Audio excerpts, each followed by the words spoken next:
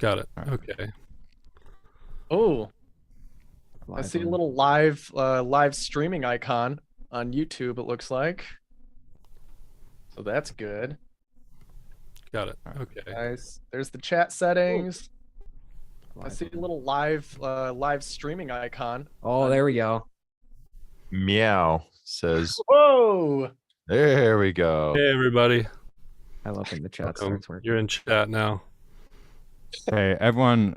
I'm gonna upgrade the webinar plan now. I really hope it works. If not, the 500 people who are in here, you got lucky, because if we hit 500, no one else can get in.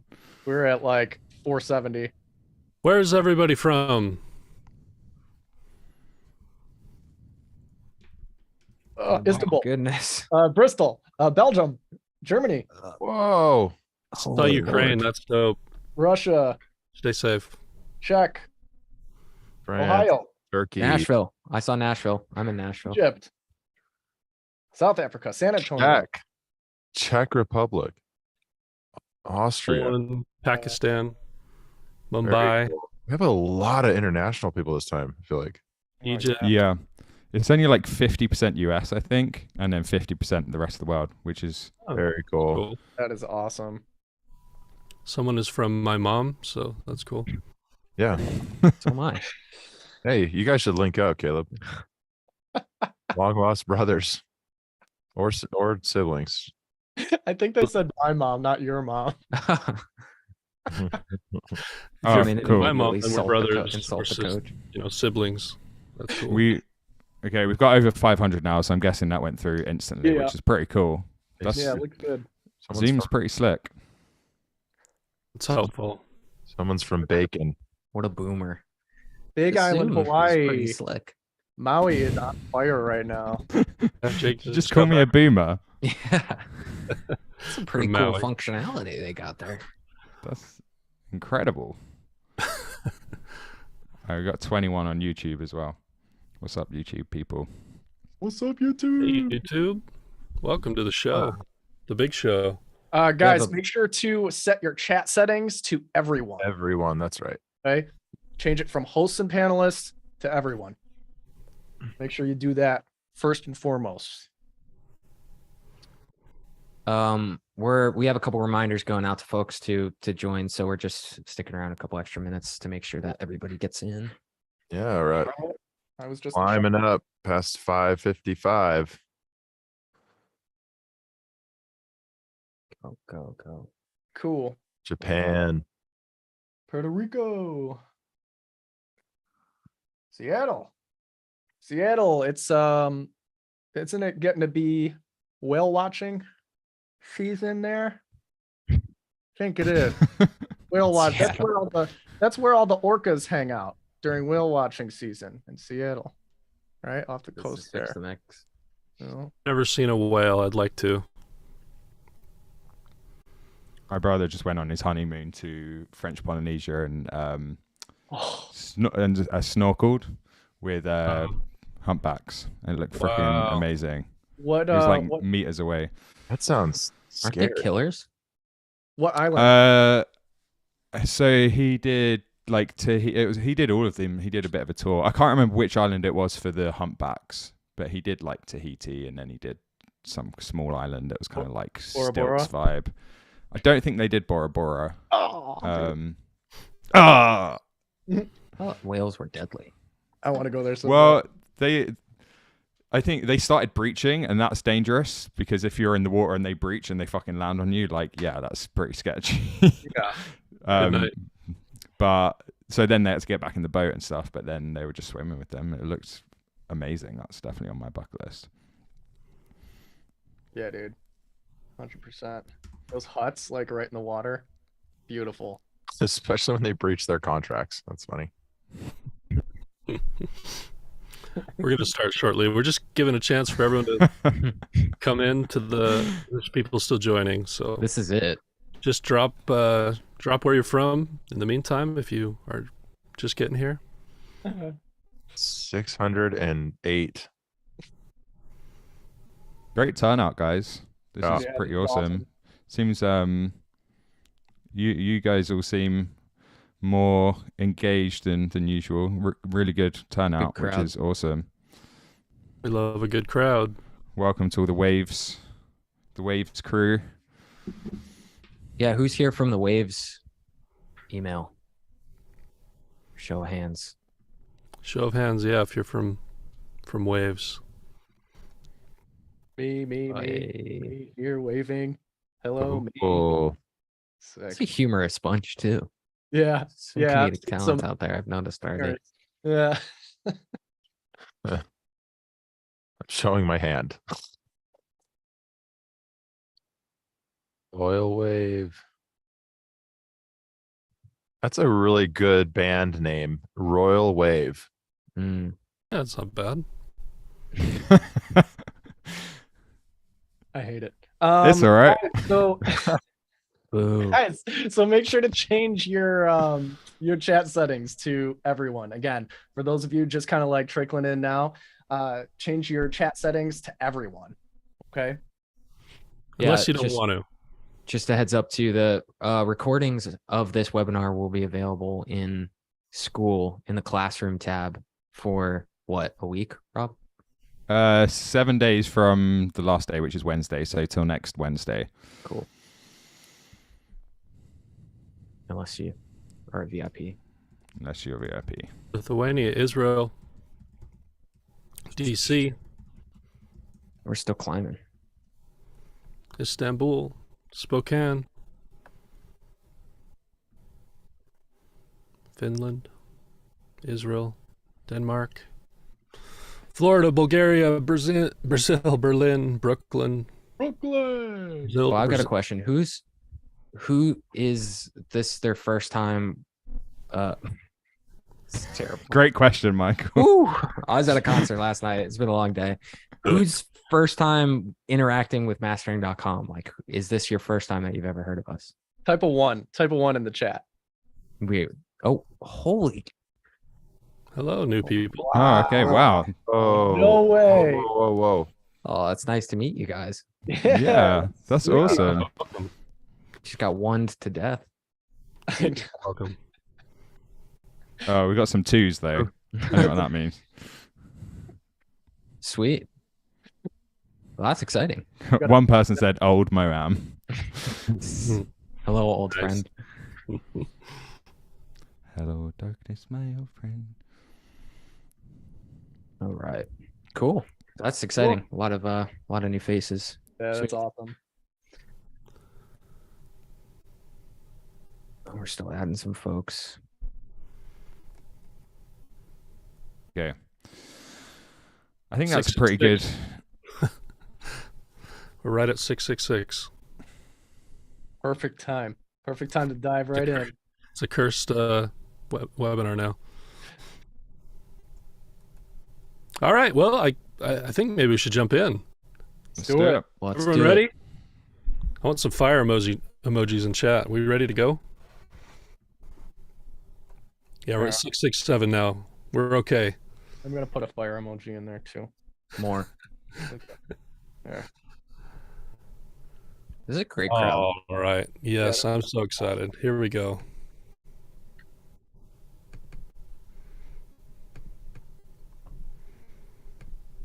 Boom. Official. Let's go, everybody. Welcome to Mastering.com's Fix the Mix Challenge this month with our partners Waves. So thankful for them and being a partner with us for this awesome Fix the Mix Challenge. We absolutely love doing these. It's so fun for us, and you'll see over the next 3 days, we have a lot of fun. We really enjoy these. We enjoy interacting with you. We enjoy seeing your interactions with each other.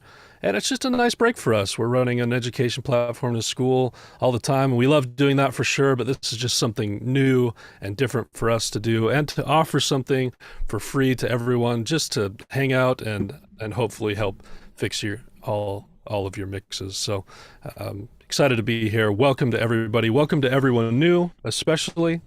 And if you've been with us before, welcome back. Let's dive in. A couple just quick housekeeping things. You'll want to go in, especially as we get into more of the demonstrations with audio. If you go into your audio settings, you can turn on, you're going to want to turn on a couple things. You're going to want to make sure that high definition audio is enabled, and you're going to want to make sure that stereo is enabled, or it's going to make your listening experience not so good. So take a second, go into your settings, your audio settings in Zoom, and make sure high definition audio is on and that stereo is on, and that'll help with the listening experience. Just want to do some quick introductions. My name is Caleb Lovelace, and I'm the Director of Education for Mastering.com. And I've been in the music industry about 25 years, worn a lot of different hats. I've toured around. I've done a lot with music licensing.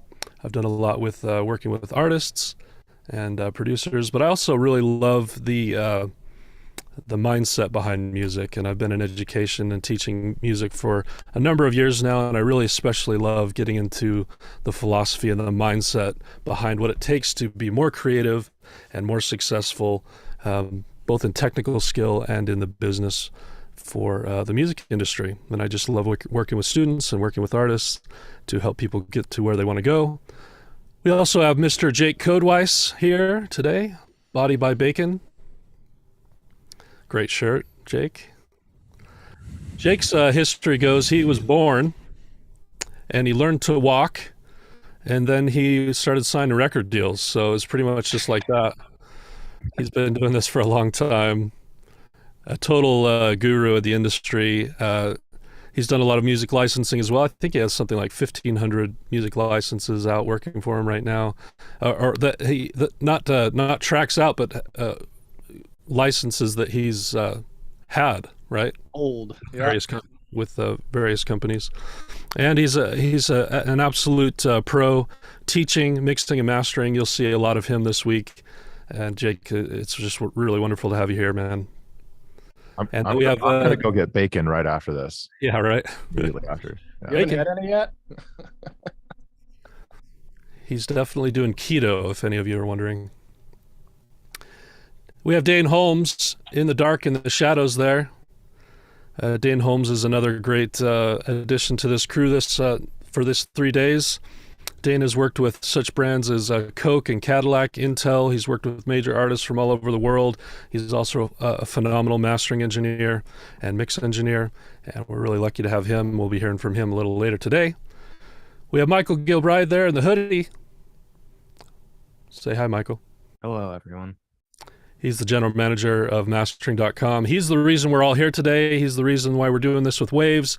He's running the show behind the scenes, and we're really thankful for him and all the work he puts in to make events like this possible and available to everyone for free. And we're just really thankful for him. And then, needing no introduction, Rob Mazes there in the studio.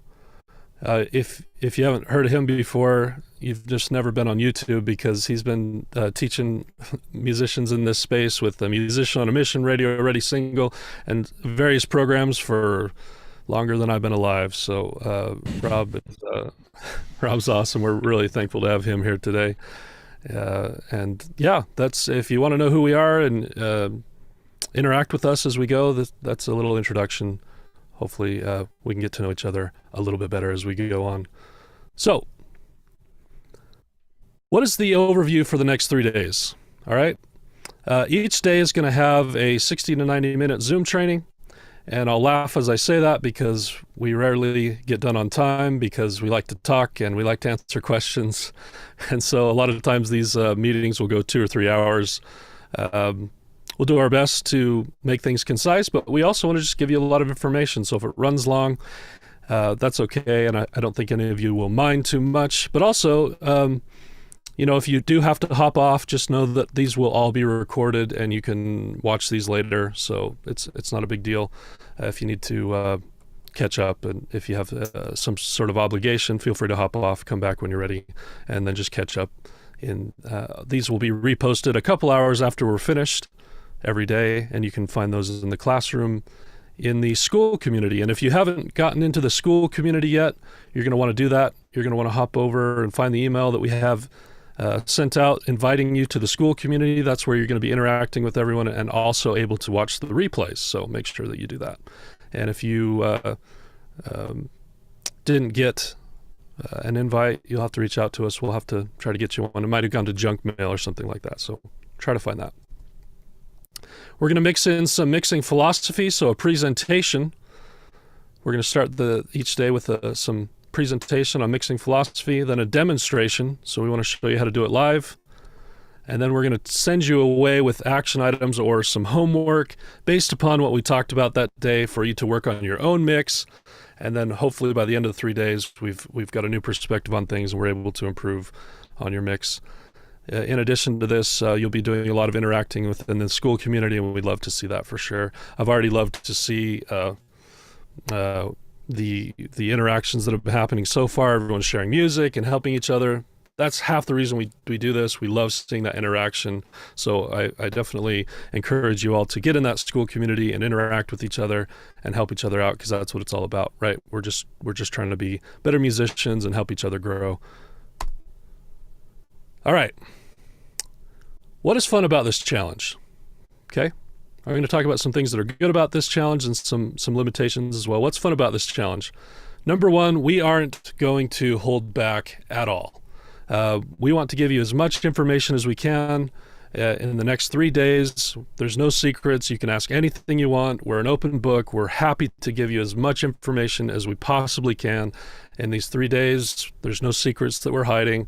We just really want to help. And we feel a sense of responsibility, I think, to the music community. And I think there's a lot of maybe people that do hold back out there or don't want to share their secrets, or I think there's even some predatory type of people in this industry for whatever reason. I don't get it, because music is this beautiful thing that we all have and we share in common, and we should really be trying to help each other. And that's our goal here, is really just to help and offer something that's beautiful for everyone that comes to these events, and that you can walk away a little bit better than you were before, and we can have a really good time. So we're not going to hold back. You're going to watch a lot of valuable demonstrations. So we're going to tell you what to do, then we're going to show you what to do, and then we're going to send you away to do it. And you get to engage and ask lots of questions. So feel free to please utilize that in the chat. Hopefully we'll be able to see them all. Sorry if we missed some, but you can ask questions in the chat during these, but also in the school community. And then you get to be a part of that like-minded community in school. So that's what's fun about these challenges. You get this community, you can ask questions, and we're going to give you some valuable demonstrations. What's tricky about this challenge?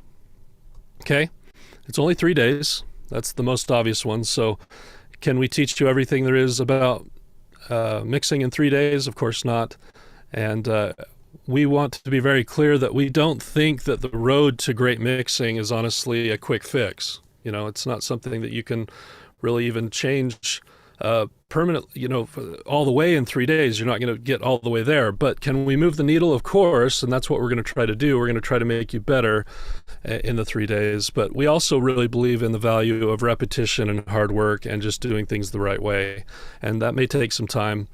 And there's continued ways that you can, there's ways you can continue learning that we'll talk to you about. Number two, everyone's at a different level. So we have people here who are beginners, we have people here who are intermediates, and we have people here who are advanced, and that's okay. We like everyone being at a different level. I think everyone has different responsibilities when it comes to something like this. I think the people who are beginners have a responsibility to take really good notes. I think you're going to want to come and have a pen and paper ready. And I think you're going to want to take really good notes and just know that you're not always going to understand everything maybe that we're doing along the way. We're going to try to explain it the best we can, but there's going to be some things you might get hung up on. And it's good to just jot down the questions that you have.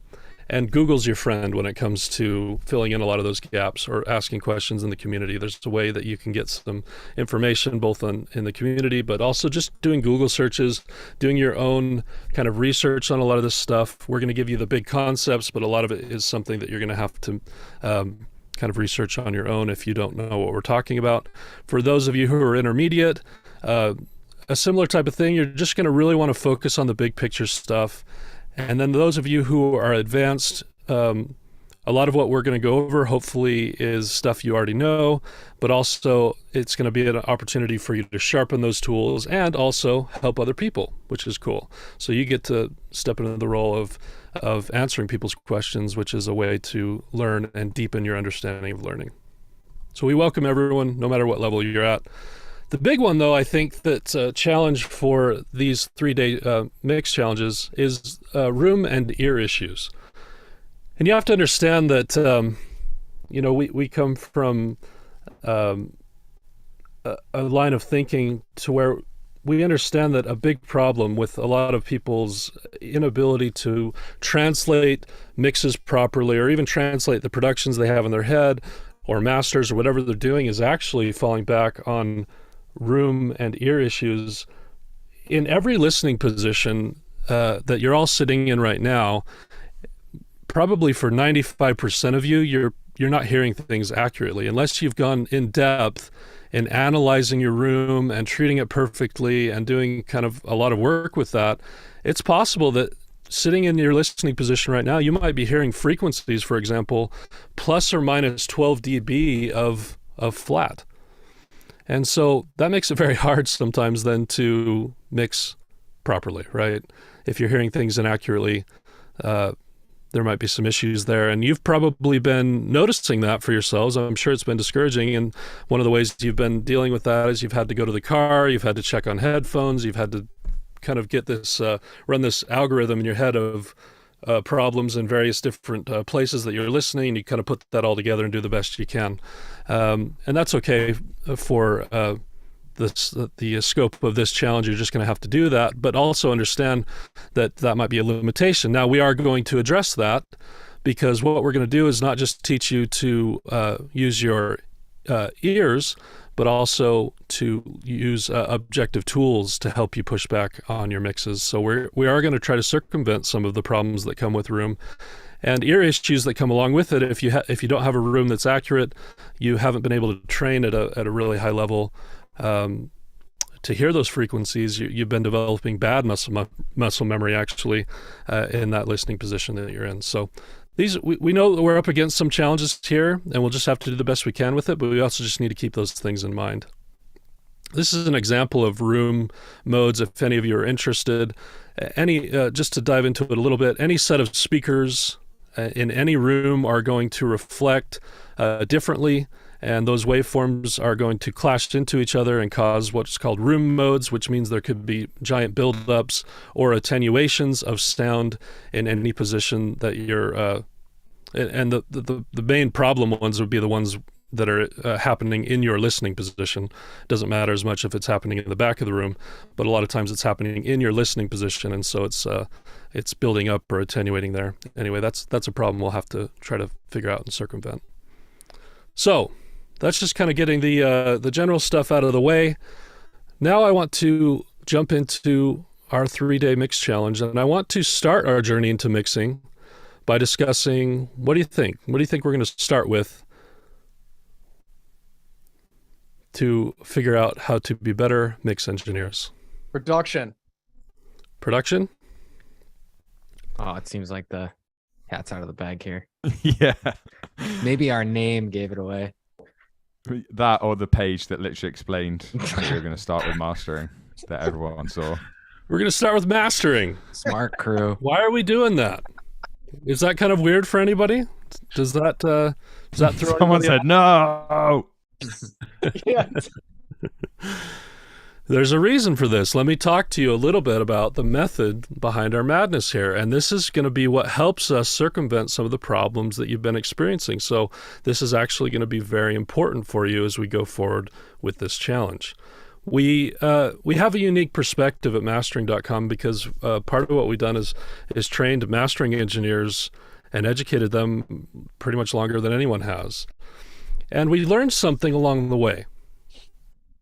We have worked with a lot of different people over the years, and a lot of the people who came to learn mastering from us were kind of already pros in the industry. They were very good at what they did, and they would come to learn mastering from us. And we kept hearing something from the people who would come in and learn mastering from us. They'd start learning mastering, they'd get further along in the program, and eventually they would say to us something like, I've loved learning mastering, it's been really enlightening, it's been really fun, but something else is happening which is kind of strange. I feel like the process of of learning mastering has made my mixes better. And it's even made my productions better. I'm able to produce at a higher level. And we didn't really understand what that meant at first. And so as we kept hearing it, we started to think about it more and more.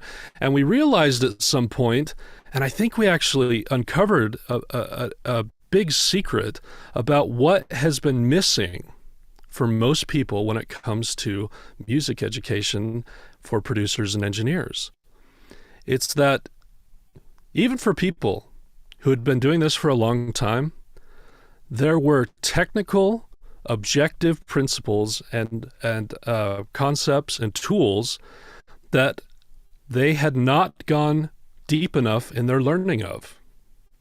And it was holding them back, not just in mastering, but it was holding them back in their mixing, and it was holding them back in their production. And so even people that have been doing this a long time were coming in and learning mastering, which teaches only objective tools at a very deep level, and it was filling in the gaps for the rest of the process. That's what we learned about mastering is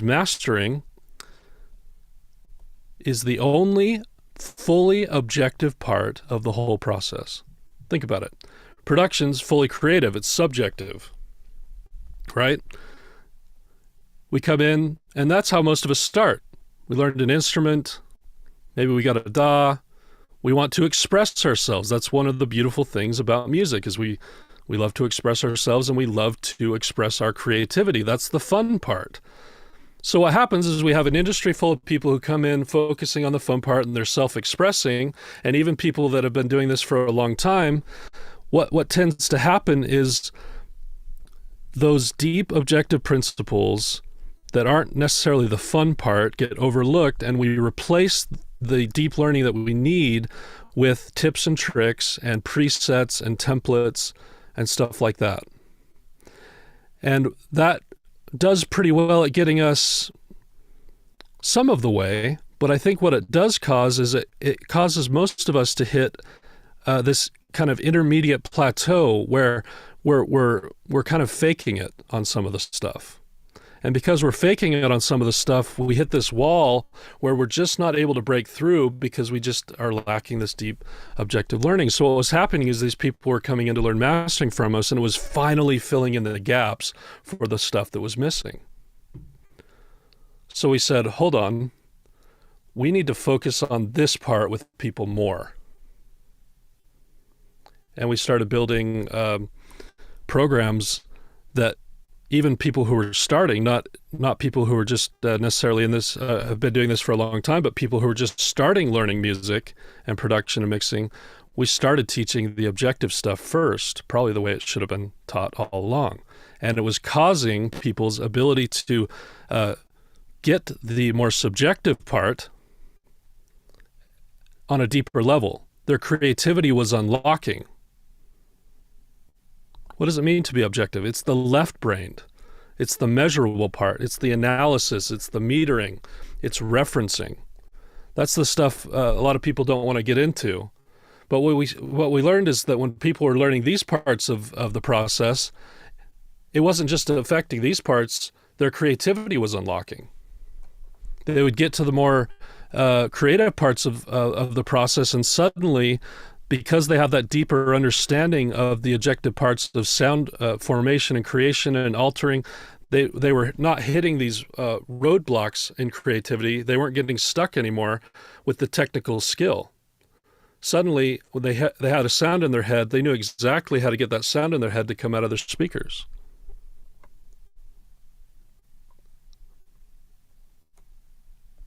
So that's the part we're going to focus on. It's not that the subjective part isn't important. Again, we believe that the objective unlocks the subjective. I just want to talk a little bit about what it takes to learn mastering as a whole, because I think that's important. And I want to point it out because it's not something we're going to be able to do in 3 days.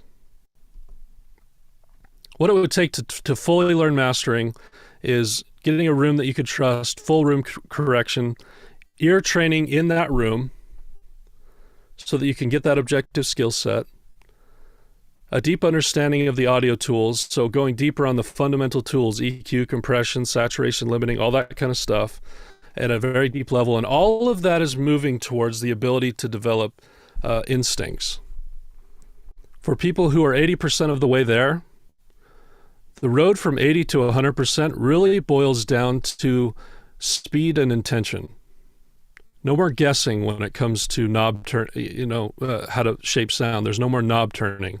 There's no more referencing in the car. There's no more guesswork. It's knowing exactly how to shape sound, and it's knowing exactly why you're doing what you're doing and being intentional through the whole process. That's the road from 80 to 100%, and speeding up your whole process. So that's what we focus on when we teach people mastering. It's speeding up the whole process, learning to work within the creative moment, being able to stay objective through the entire process, overcoming ear fatigue, that type of stuff. And that's how you get from 80 to 100. But obviously we can't do that in 3 days. But there's a lot of what we learn in mastering that can be useful this week. So let's focus on that. Let's not worry about having to have everything be perfect. What can we take from mastering that can be useful for us in the next 3 days? All right, let's focus on that. First off, one of the things we're going to do through this whole 3 days is harness the power of a reference track. It's not always the fun part, right? To have to be accountable to a reference track, but it's really, really important. So as you're working with clients or as you're working on your own material, it's important to have conversations, force clients to give you reference tracks, force them to have an objective standard to work from. And if you're doing your own work, don't just jump in and think you know how it's supposed to sound. Get a reference track. Find something that gives you a vision of where you want to go with the sound and hold yourself accountable to it. And now we're talking about objectivity and not just subjectivity. We have an anchor, right, that we're holding ourselves accountable to in terms of objectivity. So we're going to work with reference tracks. We're going to use frequency analyzers. We're going to show you how we would use those in the context of mastering. And we're going to show you, as if we were mastering a track that someone sent us that had problems, what it would look like on a frequency analyzer compared to a reference, and how that can inform problems in your mix. So a big reason why we're doing all this is because it's possible that a lot of you are too close to the mix you've been working on. The reason we start with mastering here is it's going to give you an entirely new perspective, a different way of approaching things and changing your mindset, so you start hearing stuff that you long ago stopped being able to hear because you're too close to it. So we're just assuming that some of you are in that boat. Comparing our reference tracks to our tracks and analyzing them with referencing tools will be a part of that process. So we'll do that with frequency analyzer. We're going to observe dynamics, and that will help us push back on your mix. And then we'll show you how limiting exposes problems in your mix. So all of this is going to give you a context and a perspective that we'll use later in the week to go in and fix the mix, which is the name of the challenge, right? And this new perspective, I think you guys will really like it. It's very powerful stuff. And all of it is moving towards the point where you learn with an end in mind perspective more. This is something that learning mastering, if you were ever able to learn mastering and develop those instincts and all that stuff I was talking about, would give you. And what you'll find is that it's all connected together. That's the great secret.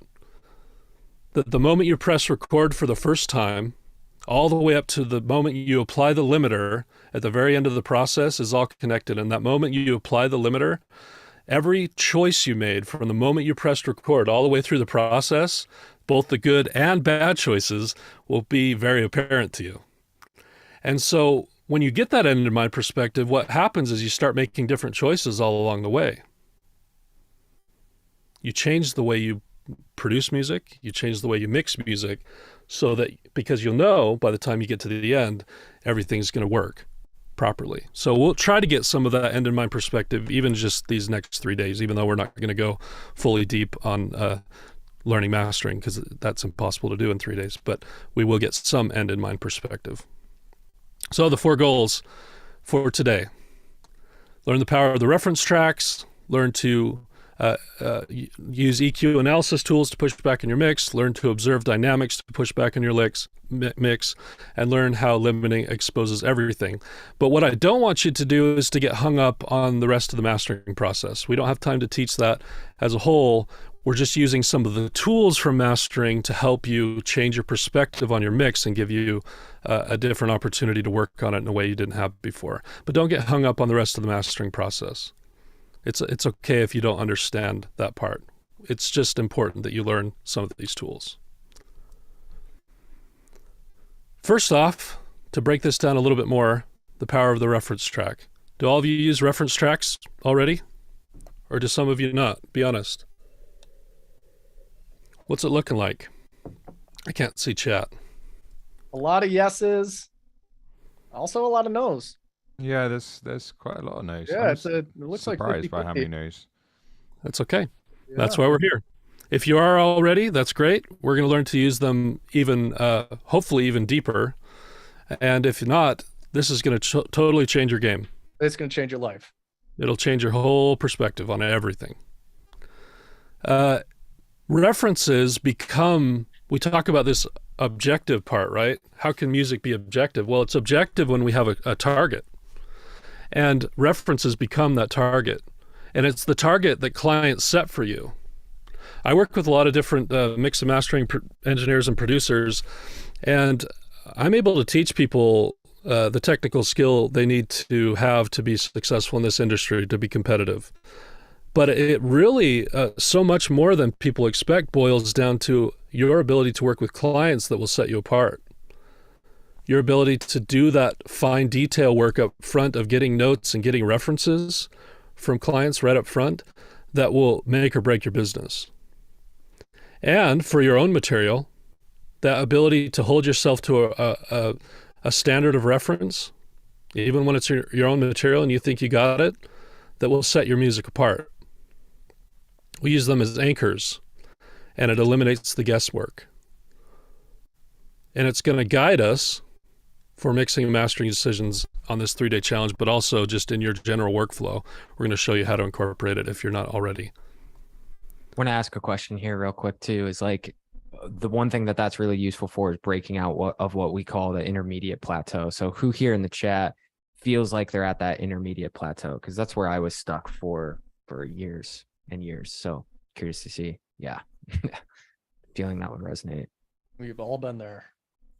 Oh, yeah. Yeah, no, it's not. I don't even think it's anyone's fault. I think it's a fault of the industry. Yep. I think we've lied to ourselves and we've lied to other people in saying that you don't need the deep learning or the years of experience or the years of hard work, that you can just fix stuff with a plugin, that you can just fix stuff with a preset. And I think there's too much of that thinking, and so it kind of captures everybody from breaking through to that true intentional work that comes when you just put in the hours and do stuff the right way. It's old school in that way. You know, there's no faking that part. So that's what we're going to focus on. And you'll notice that everything we teach you, it's not going to be about the plugin. It's not going to be about any of that. It's going to be about mindset and process and doing the right things all the way through. So we have our reference, and then we're going to teach about frequency analysis tools. Okay. We're partnering with Waves for this one. So the one we're going to recommend is the PAS Analyzer from Waves. It's actually one we use in our program when we're teaching. So if you don't have that, it might be worth picking up, but you'll need some sort of frequency analysis tool. And not only that, you're going to need to understand how they work if you've not used one before. And you need to understand also that they're all different. So the reason I have these two up here is these are both analyzing the same song using different analysis tools, frequency analysis tools. And what they're doing is just measuring frequencies. And in the context of the next 3 days, we're not worried about like little spikes and stuff like you see on the right-hand side. We're just looking at the general curve of things. And if you look at the general curve of things, you'll notice on the left-hand side, it's pretty flat. That's how that meter's supposed to work. That meter looks pretty flat. It's supposed to. Whereas the paths that you may use, and this one that's over on the right-hand side, has a general slope from about 60 hertz down to 16K. And that's how it's supposed to look-ish when you're working on modern music. So part of what you'll need to do to understand whatever frequency analysis tool that you're using is just listen to a bunch of music through it and notice how things are supposed to look with good. You'll see a pattern of how things are supposed to look when they're balanced according to the frequency analysis tool. Does that make sense? And what we're going to do in this context of this 3 days is we're going to show you how to apply this frequency analysis tool to your mixes. We're going to have you bounce your mix down and analyze them through this tool to push back on your mix. It's going to show you certain things about what's wrong, and it's going to connect with things you're hearing, but it's going to inform the process in a more objective way instead of just guessing. And it's also going to save us from, sometimes it's going to save us from ear fatigue and from just listening to the mix too long, which if any of us are in that boat, this is a way we can kind of circumvent that, like I was talking about. So that's part of what we're going to do. And then, and just a note, and this is just kind of a side note about mastering. If you're noticing that to balance things in your master, it would require EQ curves like what's on the left, that'll be indicative of the problems that we're hearing. Because an EQ on a master should look a lot more like the right, very subtle, broad and gentle brush strokes. So if you're seeing a ton of work like what needs to be done on the left, that's what we're going to look at, and that's what we're going to analyze to inform the problems in the mix. So just keep that in mind. And then we're going to look at dynamics. Does anyone see a problem with the waveform I have there? What's going to happen if I run that waveform through a mastering compressor? Does anyone know?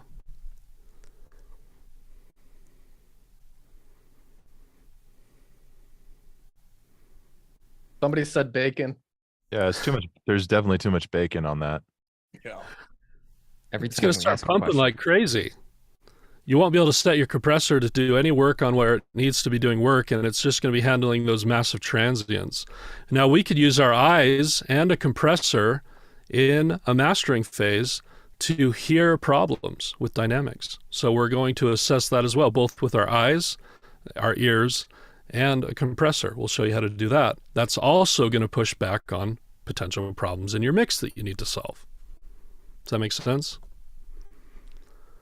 And then we're going to show you the concept that I was talking about before, which is when you apply a limiter right at the very end of the whole process and turn things up to industry standard, and I'll just give away the secret right now, after doing 40,000 tracks, 40,000 masters for people, what we know is that the sweet spot for dynamics and loudness is -9 RMS.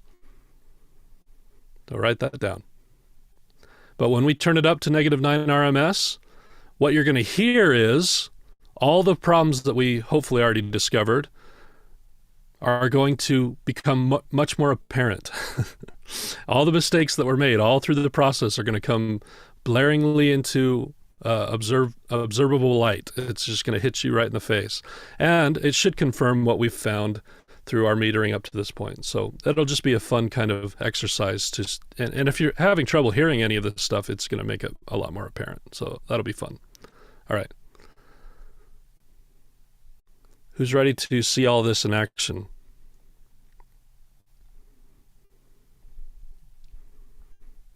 I don't think you move on until you get like 300 fire emojis. Yeah. And I'm going to count every single one. Does everyone see how what we're talking about here today could help push back on problems in the mix and give you a different perspective? Is that clear? Do you have any questions about that? Fire, fire, fire. Yes, yes, yes. Holy. This is the stuff the pros are doing. I promise you.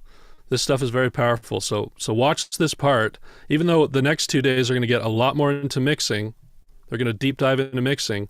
Don't forget about this perspective because it can be very, very valuable. Cool. So what we're going to have is Mr. Dane Holmes. Here's what we've done. Here's what we've done for Dane. Jake and I got together and we just really messed up a mix. But what was really fun about messing up this mix is we didn't do stuff that we see students do. We haven't heard. We follow. So what we did is we thought, okay, what do people teach on YouTube?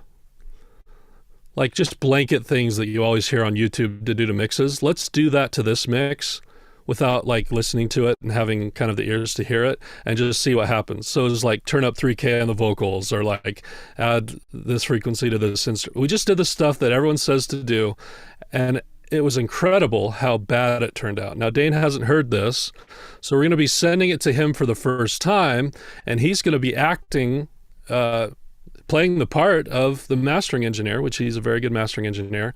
And he's going to go through his thought process of how he would take this bad, we call it the poopy mix, and push back on, observe it, and what he would do to measure it and everything to push back on the mix and give the client, or if it was your own stuff, what you could observe for yourself, things you could do to send to the mix engineer to have them fix it, that you could actually make a better master.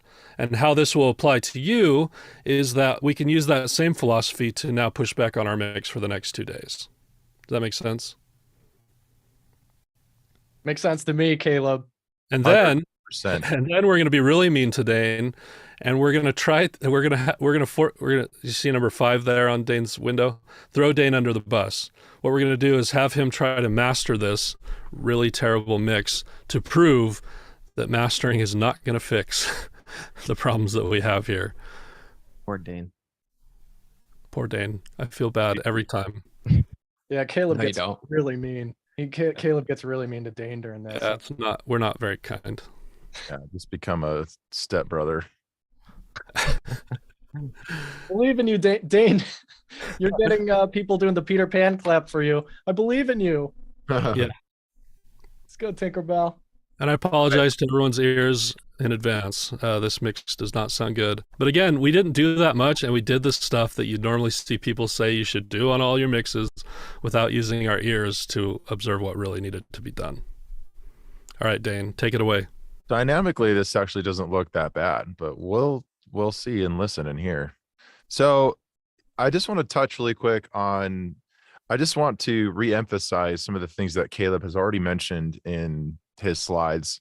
Just some really valuable points about how mastering does a really interesting thing with exposing problems that you maybe weren't aware of in your mix, right? A lot of you may be, and you can give, put a 1 if you feel like you've lost complete like objectivity of the last track you've been working on. Let's see if anyone feels like they're just like, I don't know what else to do, but it's not quite there. All right. I don't see the chat. I imagine it's a lot of you. Dude, It's a just, lot. Yeah, it's just Okay. constant. So guys, honestly, this is exactly why this is so powerful. Like, this is the kind of like a new doorway, right? That isn't necessarily easy, right? But if you choose to go down sort of this like end in mind path, it exposes so many things. And the things that it exposes are right here on the right-hand side. It's frequencies, right? Frequency problems, dynamic problems, and then loudness just like exposes those things even more, right? I mean, that's what essentially this part you're going to notice by just cranking up the volume with a limiter. Some of you might just be using a limiter and that's all you know about mastering, and that's fine.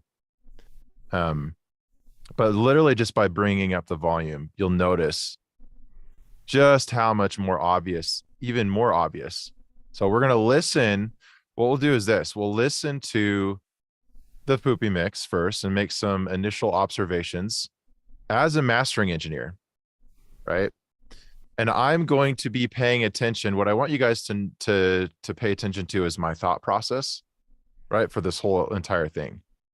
And I'm going to be listening to it as if I were to say, okay, what frequency issues might there be? What dynamic issues might there be? that are going to prevent this master from being as good as it possibly can, and then actually use that information to send to maybe my client or the mix engineer, right? If it's just you yourself that's mastering this, then you have the unique position of pushing back on yourself. And that's exactly what this will do.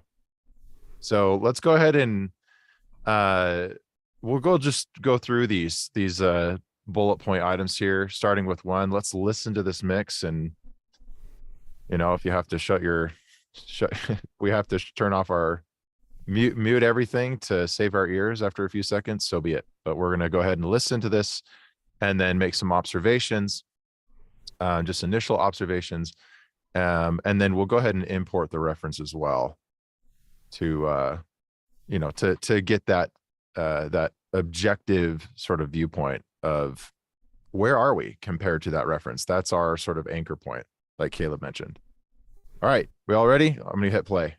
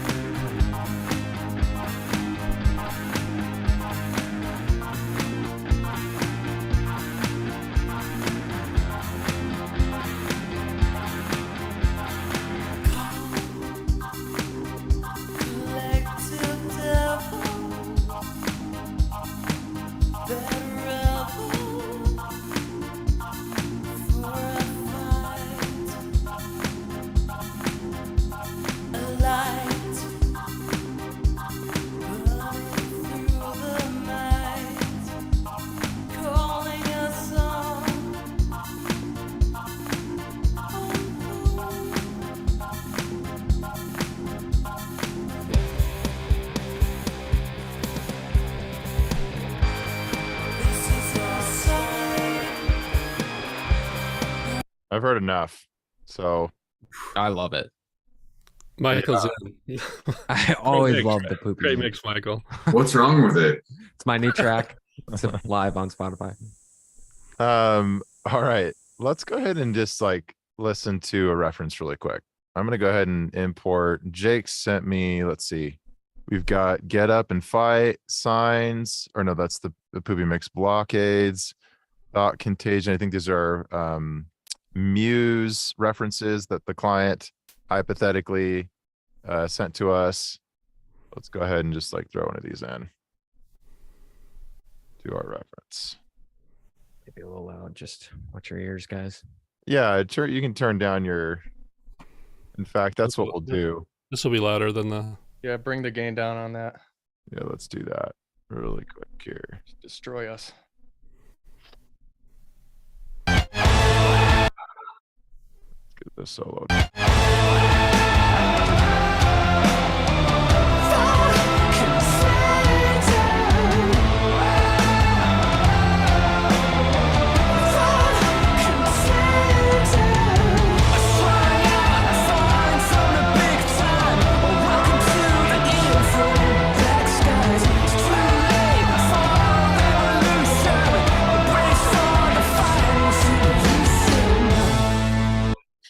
I actually want to listen to one more. I'm going to bring one more in.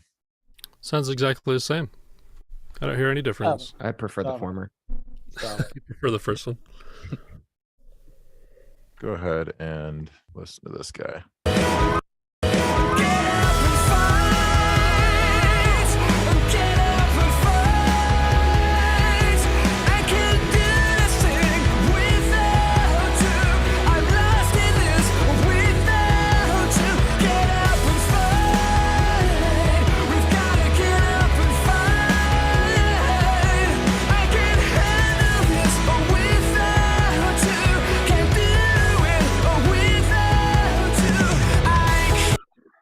Cool. I like that reference better almost.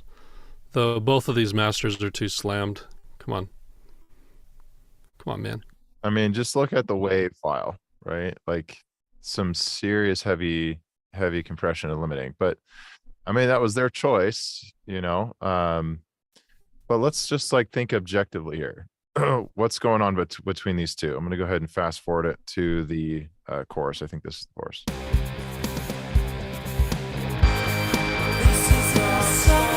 I mean, like, I can't listen to like more than a few seconds of that because I'm just noticing frequencies like right off the bat that if I were to, a lot of times on masters, I like to boost high end, give it some air, boost a little bit of the mid range. And there's a couple of things that are going to make this sound even worse, right? There's some frequencies that are poking out, I think, in a guitar, really terrible, like around 2K, between 2 and 3K. There's some balance issues. I hear like, I don't know if you guys hear like a snake. It just sounds like it's hissing at me from like maybe a shaker. Like, especially in the beginning, I noticed.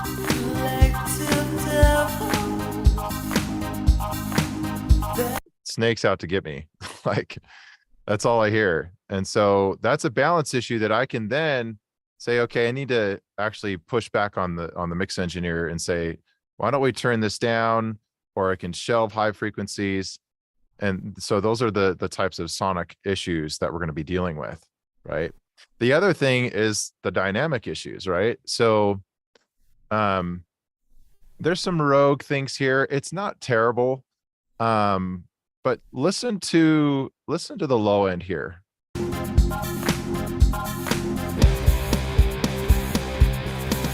Just a lot of like mud. Jake, I don't know if that was like one of your intentions was just to like leave everything static, right? And not carve out space in the low end, but it sounds like that kick is really struggling to breathe and to really cut through. I can hear a kick there, so I know that's a thing. But it's really struggling because there's just a ton of information that's fighting for that low end. All right. A lot of competition I hear. And then what did you do to this reverb?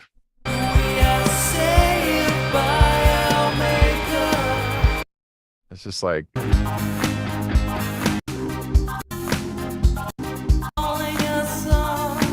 I mean, it just sounds like a bad like 80s like play. I don't know what's going on there, but it sounds like maybe everything's just in one sort of space.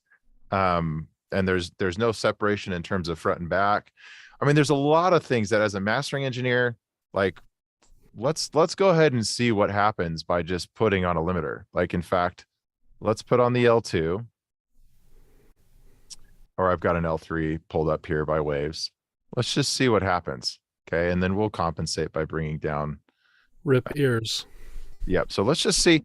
Let's just pretend I don't know what I'm doing. I've heard and seen people use an L2 or L3 on the internet, and so I'm gonna do that. Let's go ahead and see what happens. And remember, I said all the problems that we just identified that we were just talking about should come more into focus the louder you turn it up.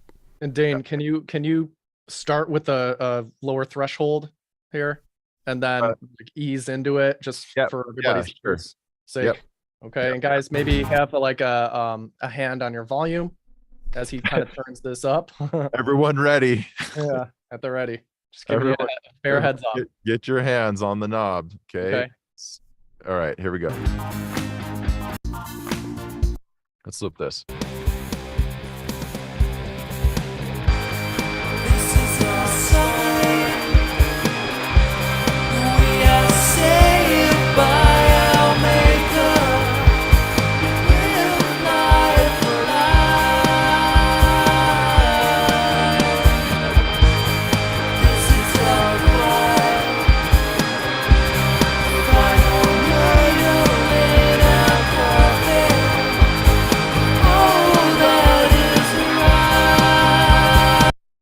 Yeah. It's just worse now. It's like all we did was crank up and cause the compression that's happening from the limiter or the limiting to bring out even more some of these issues that I've mentioned, right? Just more snakes and more issues with that guitar. I'm hearing that like whistle. It's like a whistle that is just like piercing my ears. I can hardly listen to it.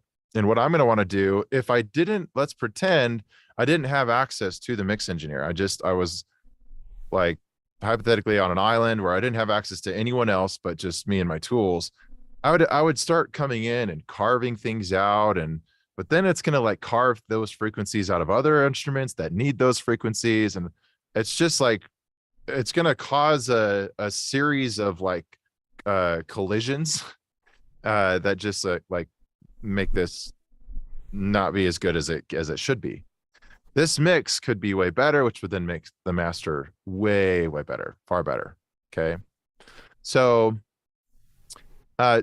so let's go ahead and just bring up some tools that we can use to actually analyze what's going on and take a deeper look on an objective level. One of the tools that we mentioned was the PAS analyzer.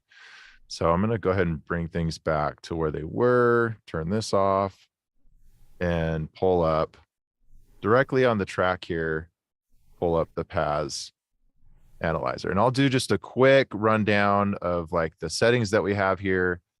If you want, you can just take a screenshot of these settings, literally just screen capture this.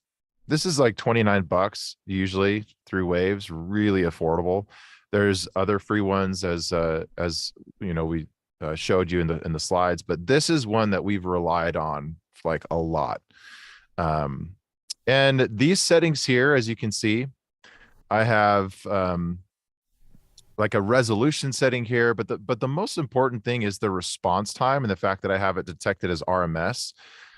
What these settings are going to do is give me a more 30,000 foot view sonically of what's happening overall in the track. I'm going to get a big picture look based on what we perceive the frequencies to be, right? And that's going to help me to identify, you know, certain very specific issues. But it's also going to help me in terms of the reference track too. So what I can do is take this, put another PAS analyzer on here and say, let's compare the overall frequency spectrum on the mix and the reference and just go back and forth. And you'll see how powerful this is. So let me go ahead and pull these both open. Put them side by side here. And we'll do that. But let's first listen and observe what's happening to our mix here and see if we can point those things out.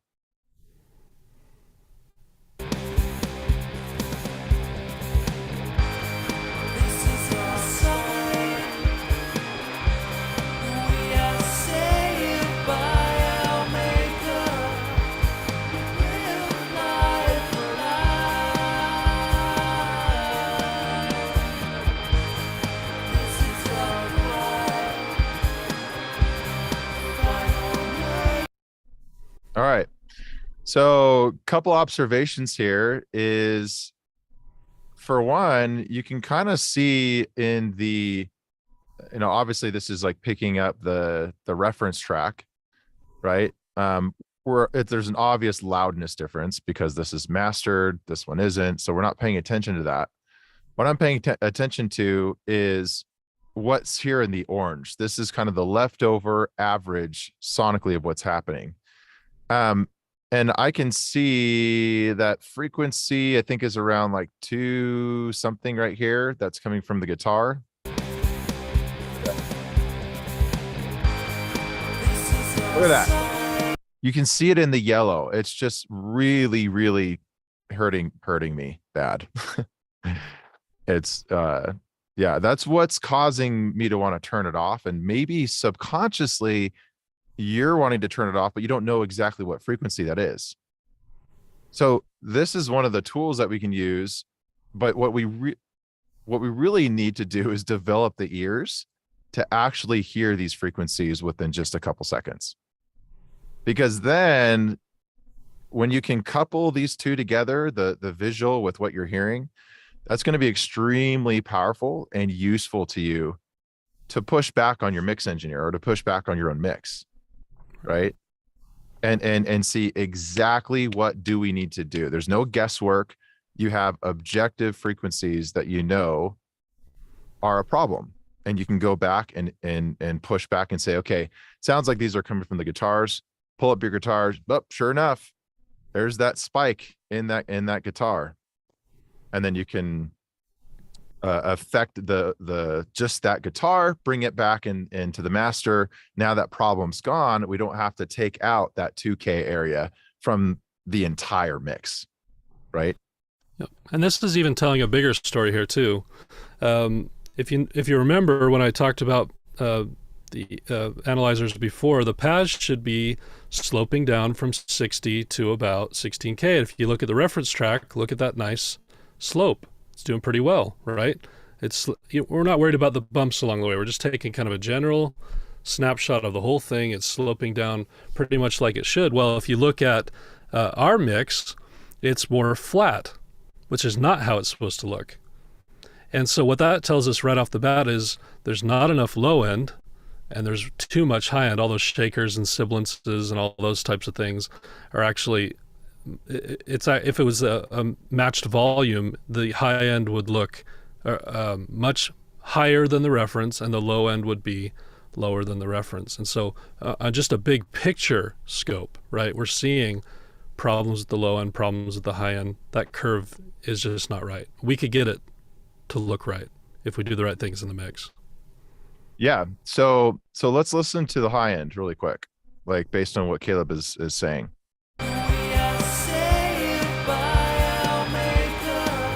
Notice how there's a spike here around 8K when I play this again. So there's some sibilance issues. It's coming just from that word when he says say. I don't know what he's saying, but that is objective information. That's an objective frequency. It doesn't care about what genre I'm in here. We're just comparing this to a finished reference. Notice how there's excitement in the high end here. He even has the same word in there. Actually, listen to this. It pokes up just a little bit, but it's way more in control. If I limit that, it's exposing those issues even more so, right? And Caleb's right. We have kind of a completely different slope that we can actually use as a target to push back on the mix and say, we need to turn down the shaker. We need to take care of those sibilance issues. Just check into the overall balance of our percussive elements, right? The hi-hat, the cymbals, the sibilance, all that has an interplay that's causing us to be shy of that sort of slope that we see in, we have way too much information there in that high end, right?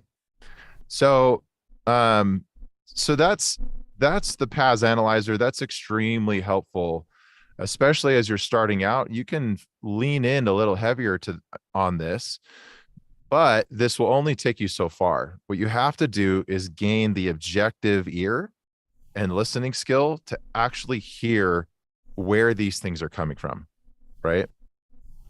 Because it's not until then that you will actually have information to push back on the mix engineer, on your mix, whoever is mixing this track or producing this track or recording this track. Hey, we need to back off on the mic maybe, or put a pop filter on, right? And put a pop filter or windscreen there to take care of some of those sibilances.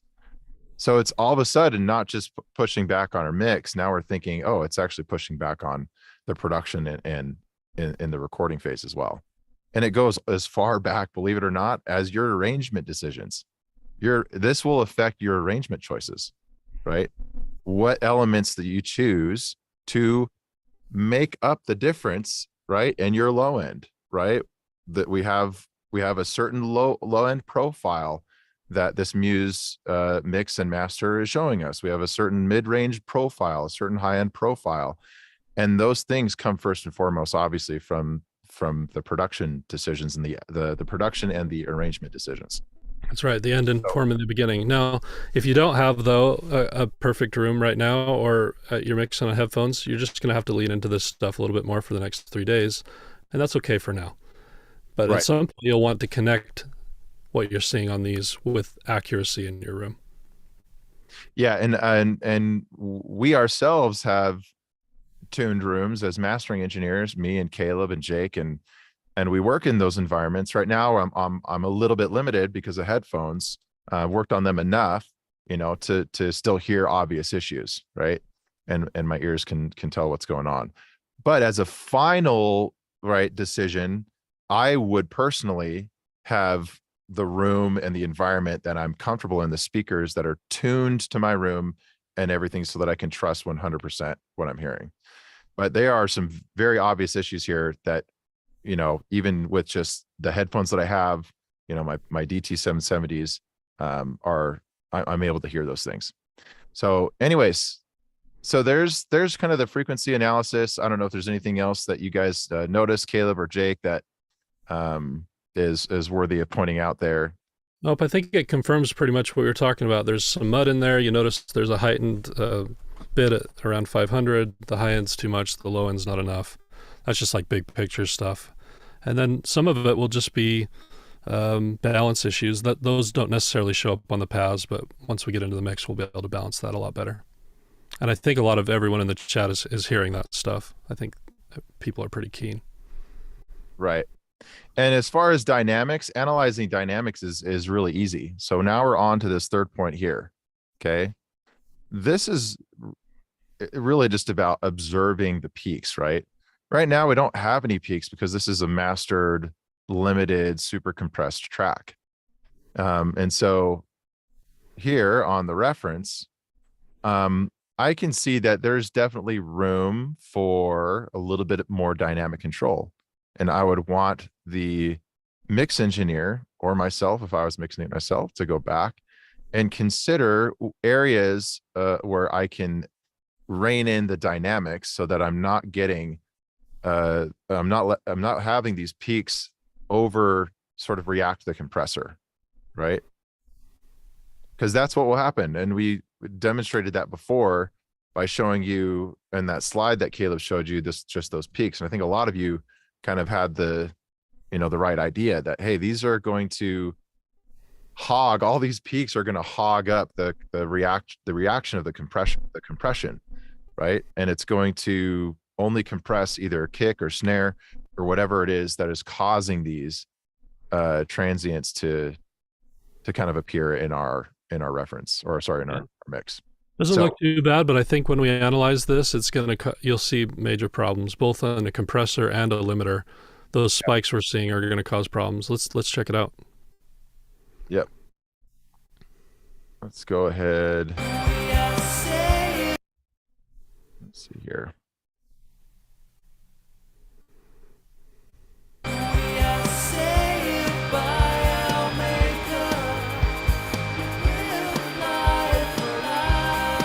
Yeah, that's coming from the kick, right?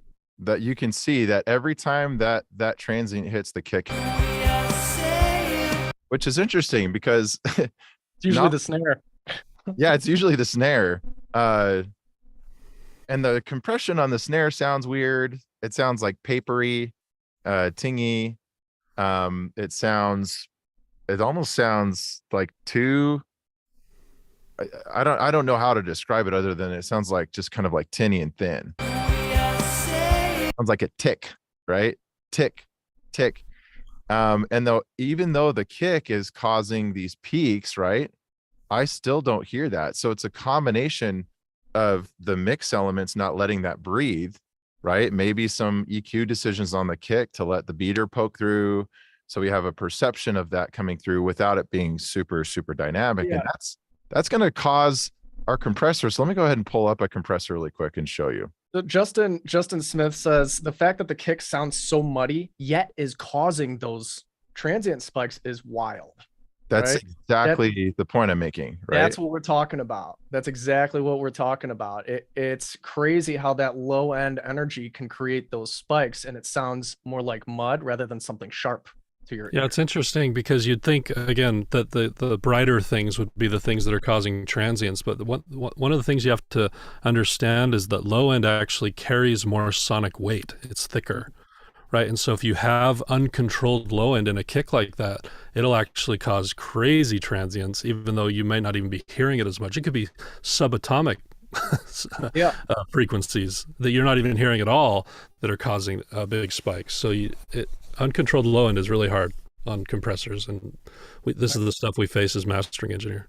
And So it's let's go funny ahead to and do that just to like real quick, Dane. It's funny you say that about subatomic frequencies too, Caleb, because that track I can tell you just from being on the inside of this session, that track itself was labeled kick sub. Yep. Well, there you go. Way to connect the dots. interesting. Yeah, I wonder why they're putting this. Well, they obviously felt like it needed it, but yeah. So let's go ahead and play this. This is the SSL. This is very famous. I think based off the SSL, like the hardware console, the bus compressor on an SSL 4000. So often called or referred to as the G bus compressor. So yeah, it says it here, G master bus. And I'm going to go ahead and do a low ratio. That's what we like as mastering engineers, because we're trying to capture as much information, not just the kick, right? But notice and what happens when I play this and try to compress this, what happens to the needle.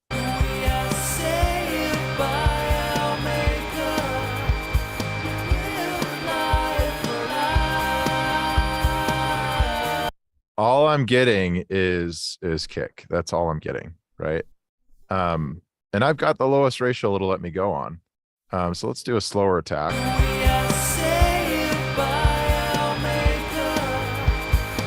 Yeah, so it's going to eat up a lot of that compression. And so again, this is a note that I'm making as a mastering engineer, an observation objectively that I can use to push back on the mix engineer, push back on my mix, and go in and affect the balance. But there's a little bit more that I'm going to have to do. I'm not just going to be turning down the kick. I'm going to be creating and carving out space, obviously. And we'll get in, you'll get to see Jake do that tomorrow.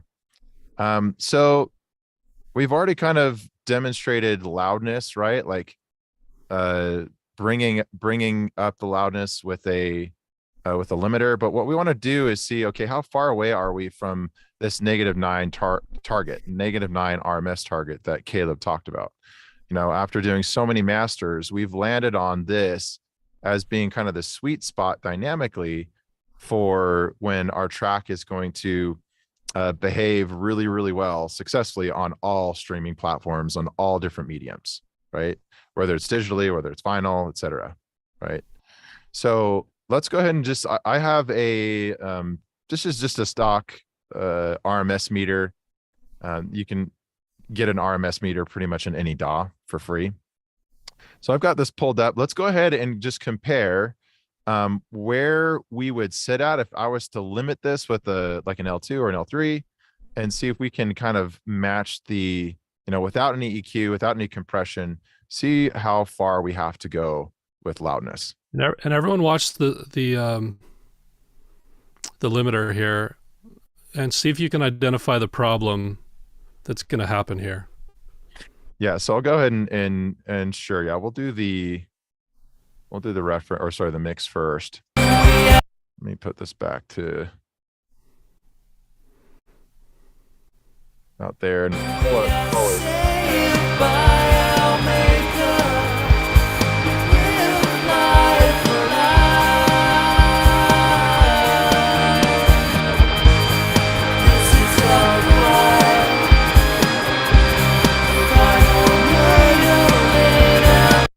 So we're barely hitting like -10 here on Keep that going. one side.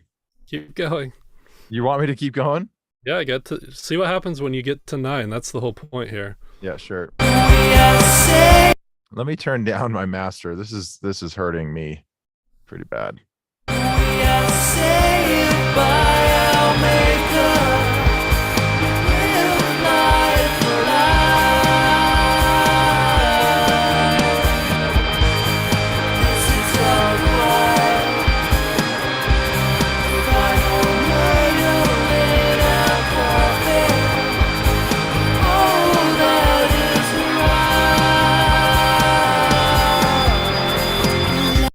So what's the problem? Does everyone see it? Someone's like hammering a nail into the side of my temple with that guitar. Did you see what was happening to the limiter though? Did anyone pick up on that? You can see it right here. Attenuation. Let me go ahead and magnify this. Yeah, let me just give you a hint. Limiters are incredibly aggressive, especially mastering limiters.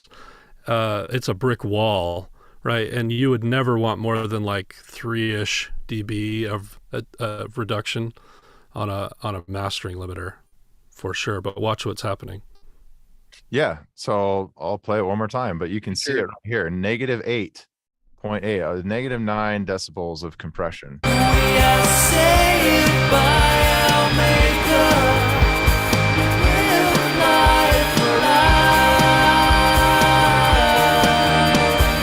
So the interesting that I hear, it actually still sounds dynamic enough, right? But it just doesn't, it brings everything that's wrong about this up and just puts it right in front of me, like way louder, and drills a hole in the side of Jake's temple with the guitar and everything else, right? What you would want to do dynamically is, as a mix engineer, you'd want to control the dynamics in stages. I don't know if you're noticing, but one of the things that I see and hear is that the vocal is not dynamically controlled. It comes up, right, in certain sections, and then it like comes down, and it basically causes, you can see the RMS meter come up, but we need to rein in those dynamics little by little in different sections of the song with different elements, as well as control dynamics on kind of a bus level. There's all these thoughts that I have about how that could be done.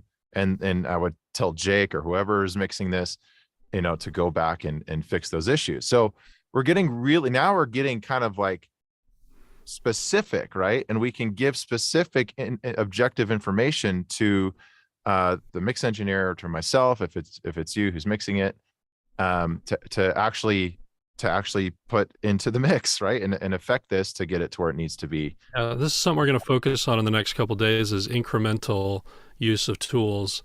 You don't want any one thing having to do heavy lifting. You want to break it up so that everything's being light, and we'll show you how that can affect a really, tracks to make a really good mix. But here's what we should do. We should throw Dane under the bus at this point. We're going to have you go and use these same tools to analyze your mix. But before we do, okay, let's throw Dane under the bus. Let's see if he can make this sound any good just with mastering tools. Anyone want to see that? I want to see it. This is my favorite part of the whole week. I like seeing Dane squirm. Yeah, what do we have? Are people excited? Dane, so many people are cheering for you to get punished. Yeah, they're really rooting for your Bunch of sickos. Bunch of twisted souls. There's always like 5% that's like, oh, poor Dane. Oh. But the other 95% are like, let See him burn. suffer. It doesn't look, not in this session. Godspeed, Dane. It is kind of, to be honest, it's actually kind of fun Yeah. to take something that's obvious and just show people like, hey, this is where it is, and listen to the difference. So I'm going to go ahead and just master this. I won't say much, right? I'm just going to master it the way that I feel like I would need to. Yeah, your process. No. And then we can, I might say throughout. Okay. Dude, someone says Erickson. Nice. We can see abs on Dane's ears. What a funny Those are thing to great. say. Oh, All right. Let's well do done. this. I'm going to turn this up for just myself. Yeah, Lynn says feel free to think out loud, Dane.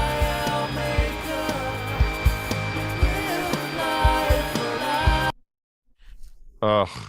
First thing I need to do.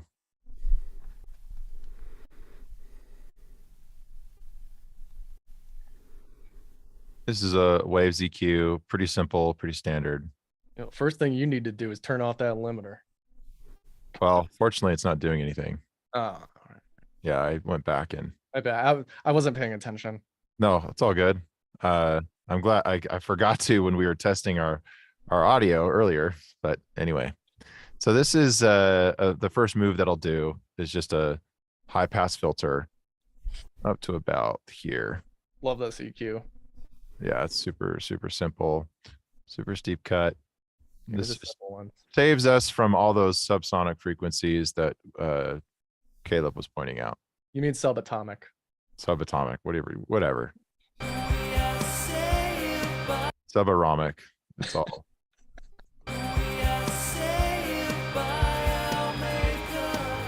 And then I might as well just use the same EQ to kind of solve the issues that I'm hearing. Oh yeah, someone is asking, are you going to use the EQ lanes and compression lanes? Not right now. No. I'll do that in the other one. Okay. I'm Yeah, just so kidding. guys, don't get bogged down by hung up. those auxiliary tracks or that routing or anything Yeah. like that. He's just going to master directly on the actual track itself. Yeah.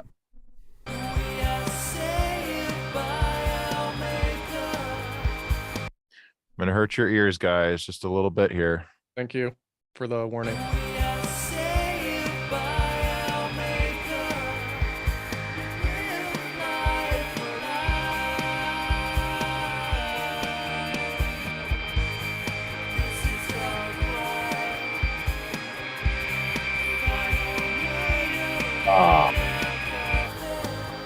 On.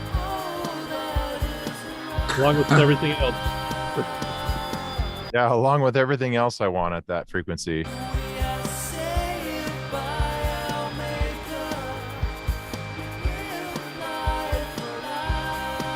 It just sounds like some like dental tool that like Dude, Won't and turn it's off. funny you say that because I was just gonna say I can tell what frequencies I'm listening to by how my jaw or which tooth resonates.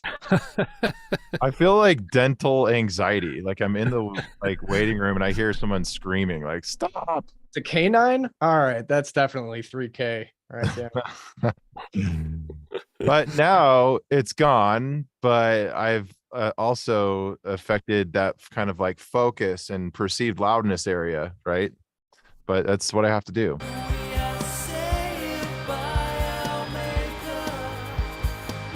You would never make cuts like this on a master. No, you should never have You would to. never do this. Again, go back to that slide. If you're having to do microscopic adjustments all over, you got bigger problems.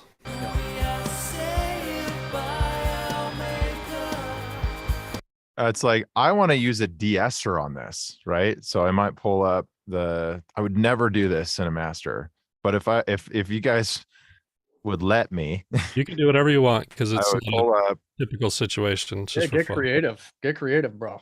I would pull up a Waves de-esser.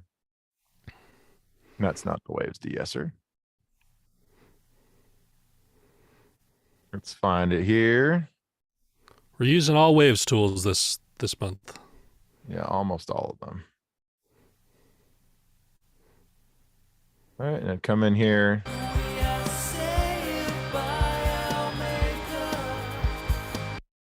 And as you can see, I'll just let you guys kind of see what frequency I'm talking about. It's about AK. Right there, it pokes up when he says his S's. I'm going to go ahead and turn this up to about 8.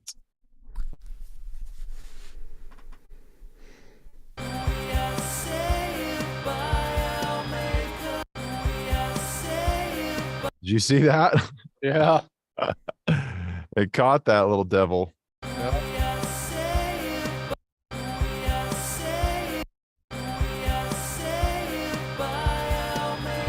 But now it's not doing it to the rest of the track, which is good.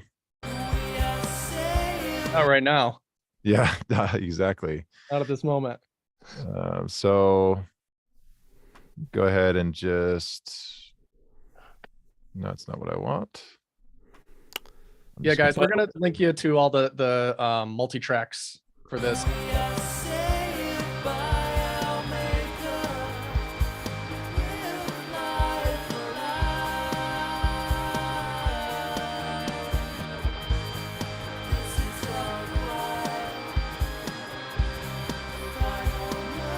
No, don't want to do that actually.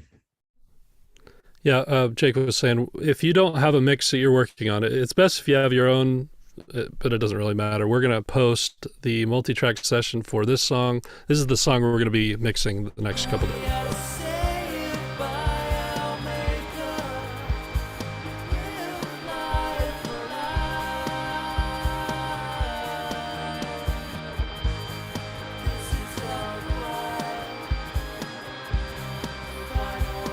Oh, that frequency is still killing me. He's cutting the top end there because that's a huge, like, compared to the reference tracks, that's a huge like difference, right?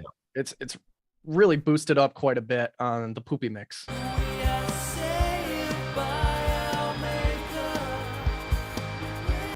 gonna come in here and start using. There's a little bit of 500-ish or so. That's a little bit out of control.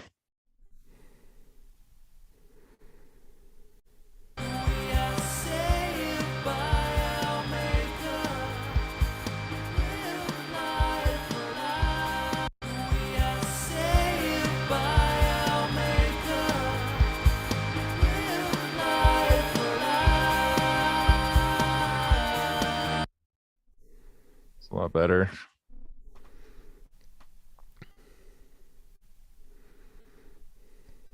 All right, use the quick tech. So what I've just done is just solved a couple quick issues there. And now I'm going to come in here and use the quick tech for some low end.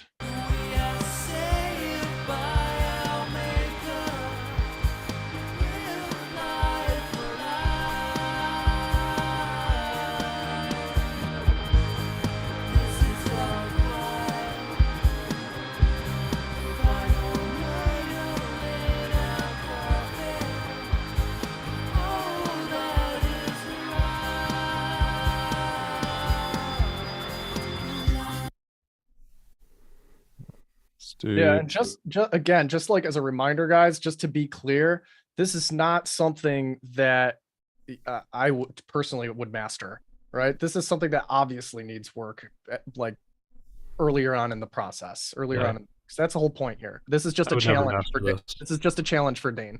Just for fun.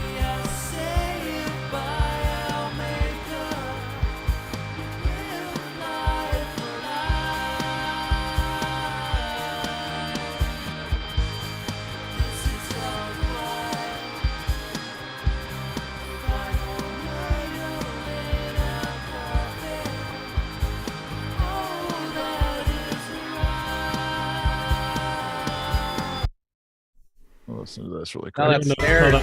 how that curve is looking now compared to the reference? Do you remember? It's much closer.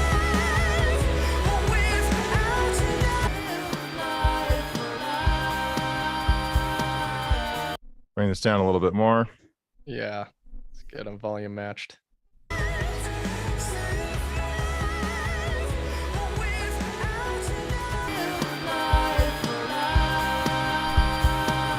Right, so there are some like overall frequency curve, like you can tell that they're similar, but there's some obvious imbalances going on in the mix level, right? With frequencies, with volume.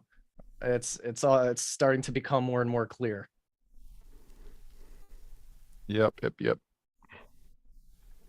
One thing I actually love to use on a little bit of the mid-range. Yo, that snare is like stealing all the spotlights. Yeah, it's really wrong. Let's go. Dynamics. Excuse me here. Thank you I think all. somebody wants to know if you're singing in that. Who? It's Jake. Who, me? Yeah, Jake. That's not me. Not in that one. Jake and Whale. Now it'll be fun for everybody because we're going to remaster this same song at the end of mixing it and compare to what Dane's doing right now. It's really fun to listen to the differences. I'll give you one. I'll give you one that I'm singing in it, and future fix the mix. Oh, is that a Uh, promise? Maybe next month after that, assuming we do it. See.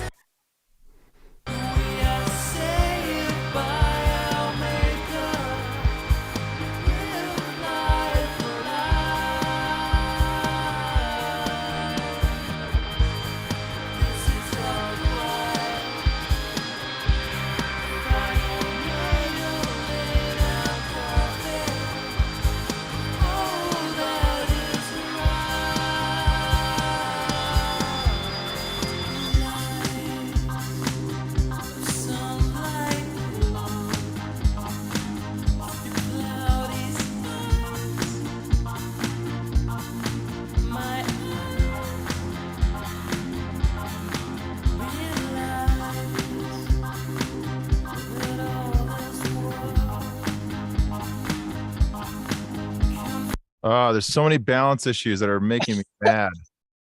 You know what though? Like I can listen to it now. I'm not I'm not feeling like that hole being drilled into my temple at this point. I'm not saying this doesn't need work. I just it's a little bit My more. ears aren't bleeding anymore. Yeah, I'm not saying there's blood coming up on my floor. Yeah, it's like I still want more. I still want less of sibilance. Still want less of just like the percussion stuff, the hats and whatnot. It's really just a shaker. That's all it is. I want a shaker to come down. Only so much you can do. It's like you have to think of it like analogy we use sometimes. If you send someone a Toyota, you can't make it a Ferrari. You can maybe make it a Lexus with the mastering. You can't make it a Ferrari. You know, there's only so much you can do. Yeah, so I'm gonna go ahead and throw in just some compression. Actually, you know what? Before I do this, what I really want to do is see if I can't warm up that high end a little bit with some Kramer tape.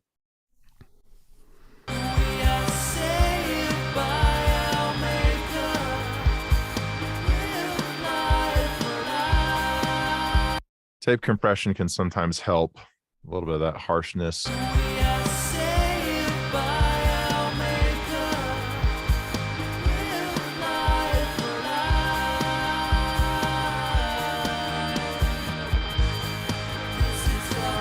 It's also going to eat up a little bit of the compression as well and help with those dynamics. So that one, This song's not even a Toyota though.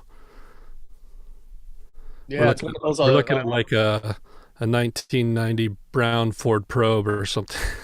It's one of those abandoned vans on the beach. Sorry to anyone that loves their old brown Ford Probes, but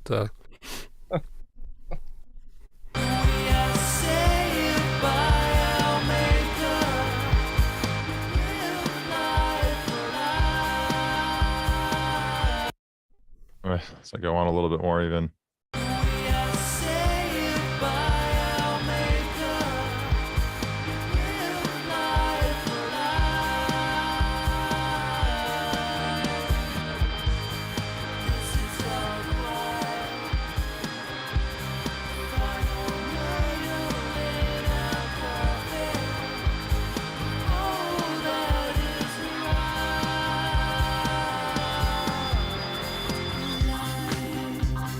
David's got a problem here though, because it's still only pretty much reacting to that kick.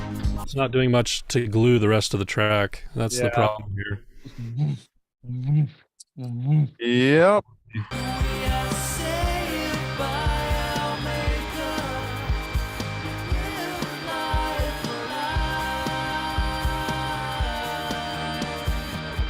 It's not killing me anymore. It's just not as effective as it could be. I'm gonna make up the gain here, guys. So one more reminder, guys. You should not have to do this kind of heavy lifting.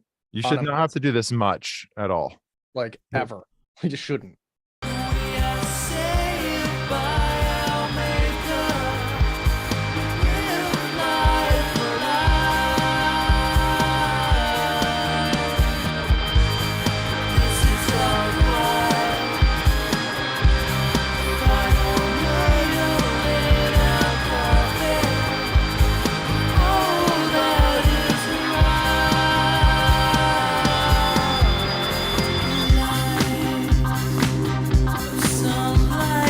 Oh,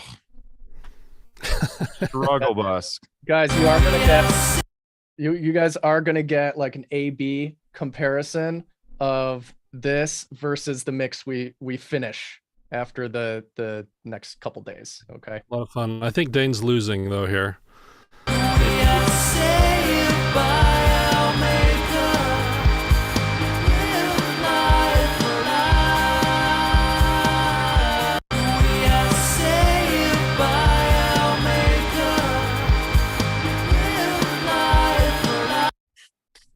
I just want, yeah. I just want more de-essing. So many things. I want more de-essing. I just want more, but I won't. I don't know. Let's just do this.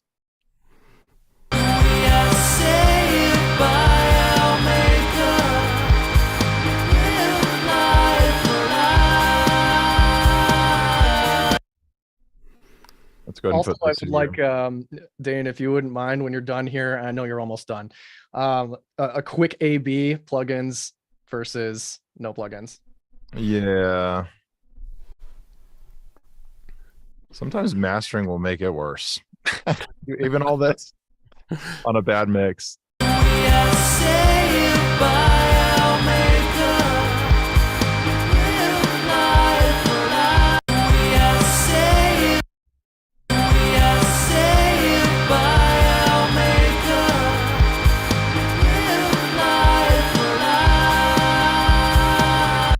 Gosh, man, I can't believe how much I want to take this down.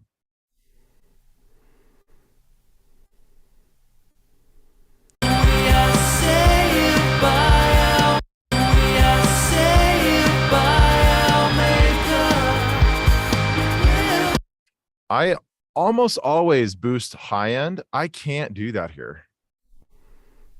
I can't boost any high end. I Nope. would love to use the high end of the Pwig tech. I would love to boost some of that air. Can't do it.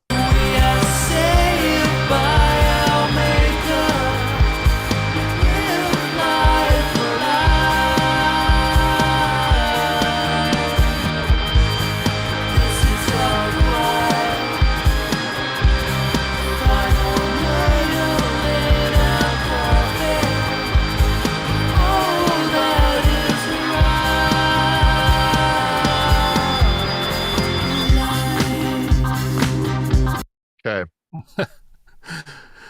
Whatever. Let's hear you it. tap it out. You tap it out, Dane. Let's hear it for Dane, guys. Come on. Hey, Give, hats off to Dane. That sounds a lot better. We hit our left target or our RMS target, and I'm done. Okay. See ya. Please stop now. You did make it sound a lot better, Dane. Good job. But it still sounds like a turd. Slightly more polished turd.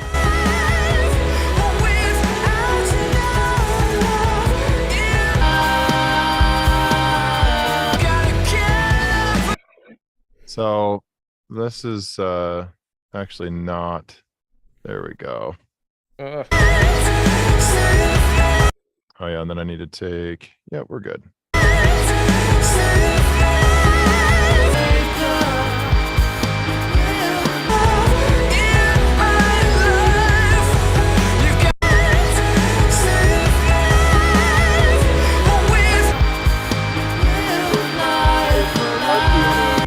there's hardly any stereo information in the poopy mix.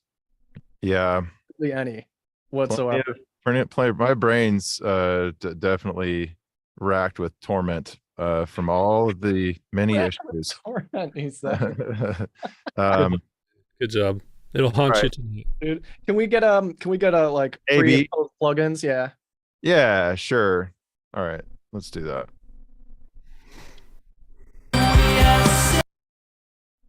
Let's do it without.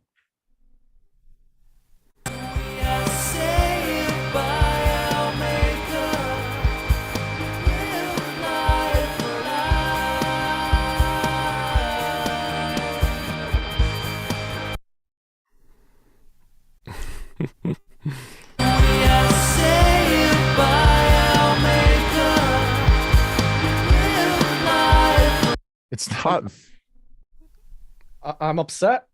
It's not. It's not that much better. It's not that much better. It pretty much just made everything I hate about it louder. Yep. Anyway, that's for fun. We'll remaster this at the end. But again, fire emojis for Dane. Good job for trying, Dane, and good demonstration. Good job, Dane. I hope you took a lot away from that, though, in terms of some tools that we can use to reset your mind on the mix that you're working on, right? We're going to go in with some new perspectives, some new objectivity based upon some of these tools, because now we're actually going to have you do something similar to your own song. Assignment time. Action item time. That's right. You guys go get to work. First thing you're going to do, I actually want you to use a stereo track here, though. So I want you to bounce down the mix you're working on and import it into a new session and just in case you don't know, the loudest goal that you're looking for, anything you send to master, it's not that you're mastering this, but negative 6 dB is kind of what you're looking for, and that's on your output fader on the stereo bus, mix bus. And then find and import a reference track. So you can buy those on Amazon. If you know how to use some of the recording tools, you can record it into your DAW, but find a reference track and have it be something that can be a good foundation, a good anchor, a good goal for your mix. And then play around with the analyzer. Compare the analyzer on your track as you bounce it down from your mix to the reference. What differences do you note? Does it have the same curve? Is there anything out of bounds? Are there any like crazy spikes? Don't get too hung up on individual spikes, but you'll notice like a big chunky spike, that's a problem. See what you can learn about your mix from analyzing through a frequency analyzer tool. Then observe dynamics. Is there anything, pull up a compressor, is there anything that's causing the compressor to go out of bounds? Can you see it in the waveform? Can you hear it with your ears? Observe that. And then just for fun, apply a limiter and see if, after you've gathered this information, apply the limiter and see if it makes those problems you heard worse, or does it identify a few new ones? What happens there? Okay, it might give you a couple extra to work on. And then write these issues down and get ready for tomorrow. So you're just identifying, you're not doing anything on your mix yet. You're just writing this stuff down so that we can have this stuff in mind as we work towards a great mix starting tomorrow. And then I always love to do this. Share your findings in the school community. What did you find with the frequency analyzer? What did you find with your dynamics? What is it showing you? This is interactive, right? We're helping each other. Feel free to post your song, get feedback. We're getting as much out of this 3 days as we can. Some of it will come from us. Some of it will come from the community. And I just encourage everyone to participate. I've generally found the communities that comes to these types of things to be very cool. Everyone's being positive. Everyone's giving good feedback. No one's being a jerk. We love that. We're just trying to help each other out here. So we'll post these action items when we post this video in the classroom tab in school. We'll give you these. So if you forget them, we'll have those there for you. And I also want to mention for all of you who are VIP, please submit your questions. We're going to start with those tomorrow. VIPs, if you don't know, they get a fourth day of this. We're going to do a full mix on the fourth day from start to finish. Yeah, we're going to do a different genre there too. In the VIP session, we'll do a completely different genre. So a lot of you are asking for, what about this genre? What about that genre? If you want to check out a different genre demonstration from, the entire process from beginning to end, make sure that you sign up for the VIP session. Yep. It's a lot of fun. They usually go 5-6 hours just straight through. It's a lot of fun. We hang out, and it's a place you can ask a little bit more intimate question, different things like that. Michael will throw a sign up link in the quick chat and note in too. school as well. Quick note too, if you are a VIP, the order form's right there in the chat. I'll keep dropping it, but you get lifetime access to the replays as well. And then you get that bonus day, which is forgot about that. Friday, right? Bonus day Friday. Bonus day Friday, yep. Yeah, if you guys want to jump in, I'll keep posting the form there. Feel free. Submit your VIP questions though, so we can start with those tomorrow. If anything from today, anything you have in general, we'll start with VIP questions tomorrow, same time. Hope y'all had fun today. It was fun hanging out. You seem like a really great group. A lot of funny people. A lot of wisdom floating around in the chat. We love to see it, and it's just really fun to have been here with you. And hopefully, this gives you a really new perspective on how to approach a mix, kind of a different way with this. And we're going to see this process through from kind of gathering this information now, but by end of day 3, you're going to see how it all has tied together and gives you a really different thing on your mix. So a lot of fun. We'll see you guys tomorrow, same time. Don't be late. And in the meantime, if you have any questions, feel free to post in the school community. We'll try to get to as many as we can, and hopefully y'all can help each other too. Anything you want to leave else? this? You want to leave this up for just a minute, and I'll just keep posting the form for anyone who wants to jump a VIP, and then we'll end it in a couple minutes. Cool. Yep. Cool. Yeah, do make sure that you're on time for tomorrow, guys. We got a whole like fire hose for you to drink out of in terms of the mixing process. Yeah, same time tomorrow. Yep. Same time. Yeah, we're gonna have some fun. Kevin says so thirsty. Yeah, well, you are in luck, my friend. All right, I'll keep posting this in the chat. But You can yeah, post we'll in the see you Smoke guys. community as well if you want to sign up for that. Perfect. But Yeah, I'll do been that. fun, everyone. Have a good one. We'll see you guys tomorrow. Thanks, guys. Well.